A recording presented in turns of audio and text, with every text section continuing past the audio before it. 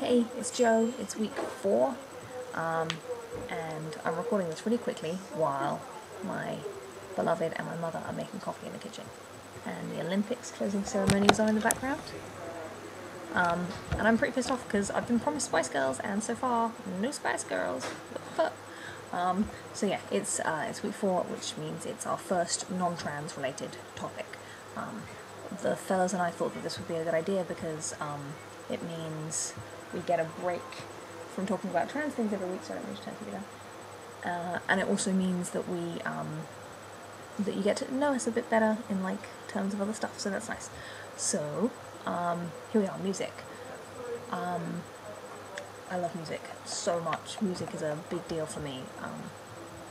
Like I said in my intro video, I used to play music, and if anyone, this is awkward, if anyone wants curious about my YouTube channel that I put my music on, I don't want to just put the URL here because it's really awkward, it's pre-transition, but if anyone is particularly interested, you can message the channel, or I'll put my Tumblr URL in the description. You can message me there or here asking for the link and I'll give it to you, but I'm not just going to put it here because it's really awkward.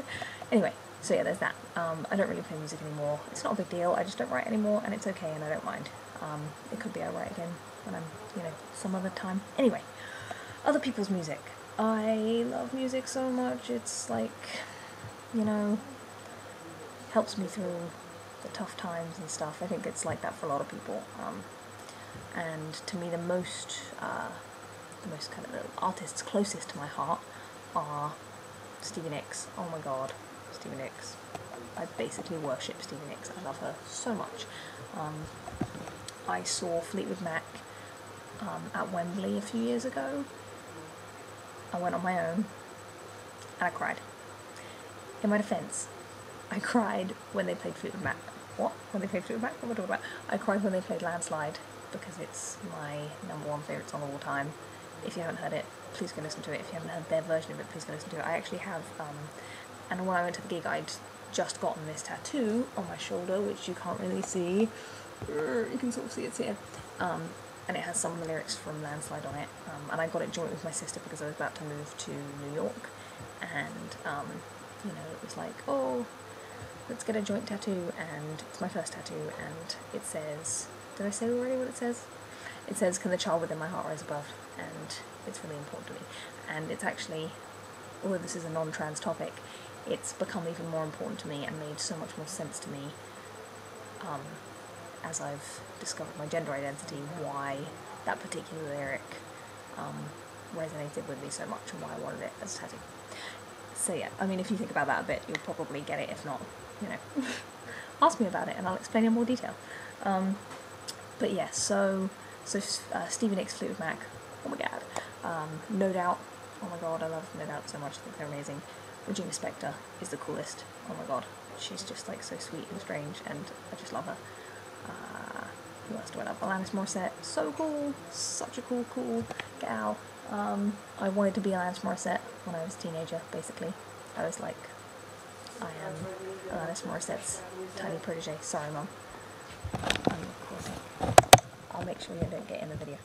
And that's why I grew my hair so long. It was like almost down to my butt because I basically wanted to be Alanis Morissette, which is really funny and dorky. What else? Oh yeah, okay, I'm going to try and make this video actually short this time. So the last thing I will say is I'll give you an anecdote about music, which is very important to my life. When I met Stevie, it was 2 days after her birthday, and so I brought with me to meet her. I made her like a shitty little mixtape. It wasn't really a big deal.